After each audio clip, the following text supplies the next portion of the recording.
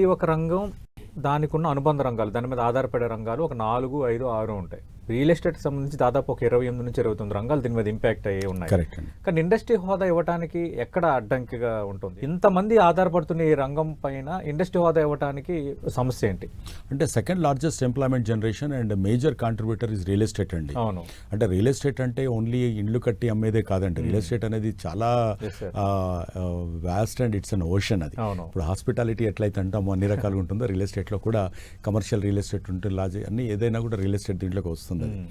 So దీంట్లోకి వచ్చినప్పటికి ఏంటంటే ఎప్పటి నుంచో మేము ఫైట్ చేస్తుంది, ఎప్పటి నుంచో దీనికి ఆ హోదా ఇవ్వమని అడుగుతున్నా కూడా ఎందుకో గవర్నమెంట్ ఒక మేము క్యాష్ కో లాగానో దీంట్లో ఏదో పోతుందనేనో ఆలోచిస్తుంది తప్ప, బట్ అది ఎకానమీకి బూన్ అవుతుంది. అంటే మేజర్ కాంట్రిబ్యూటర్ దాదాపు 45-50% ఆఫ్ ది మనీ గవర్నమెంట్కి మళ్ళీ రిటర్న్ వస్తుంది. ఇంకో కొన్ని క్యాలిక్యులేషన్లో 60% అని దానిలో కూడా ఉంటుంది. అంటే ఇక్కడ చాలా మనం లేదనుకున్నా కూడా డబుల్ టాక్సేషన్ చాలా ఉన్నాయండి.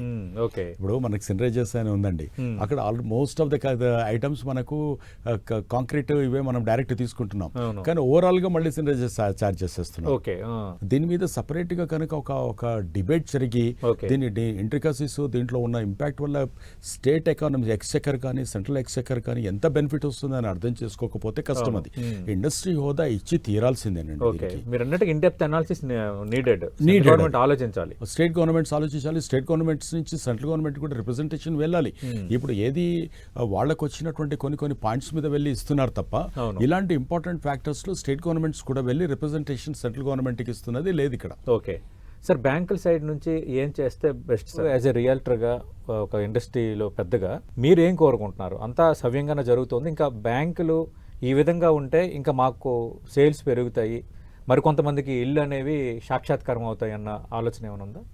ఉందండి. అంటే బ్యాంక్స్ కూడా మేము కంటిన్యూస్గా రిప్రజెంటేషన్స్ ఇచ్చేసి, అంటే ఇక్కడ డెసిషన్ మేకింగ్ ఇక్కడ ఉండదు కాబట్టి mostly govern by the RBI అయినా కూడా మనకు ఫర్ ఎగ్జాంపుల్ ఒక చిన్న కామన్ ఫ్యాక్టర్ ఒకటి చెప్తాను. సిబిల్ అనేది ఈ మధ్యలో అవసరం లేదనేది ఒకటి వచ్చిందండి.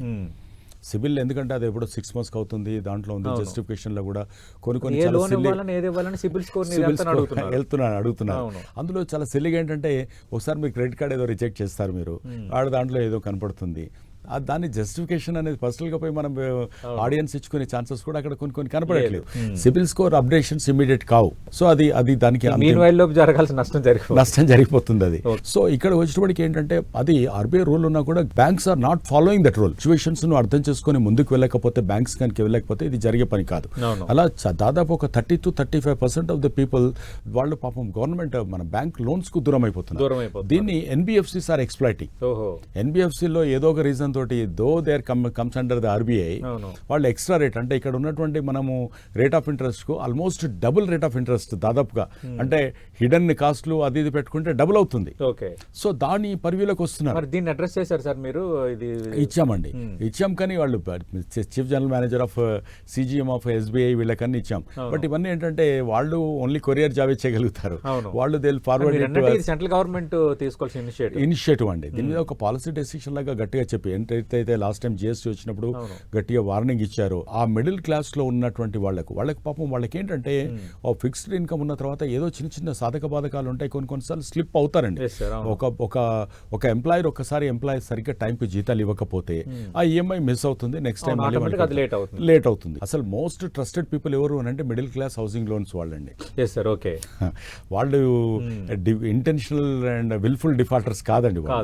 సో అది చాలా సెక్యూర్డ్ లోన్స్, అంటే వాళ్ళు చాలా ట్రస్టెడ్ బ్యాంక్స్ కు చాలా గ్యారంటీగా తీసుకుంటే 98-99% వాళ్ళకి వచ్చే వాటిలలో వాళ్ళే ఉంటారు.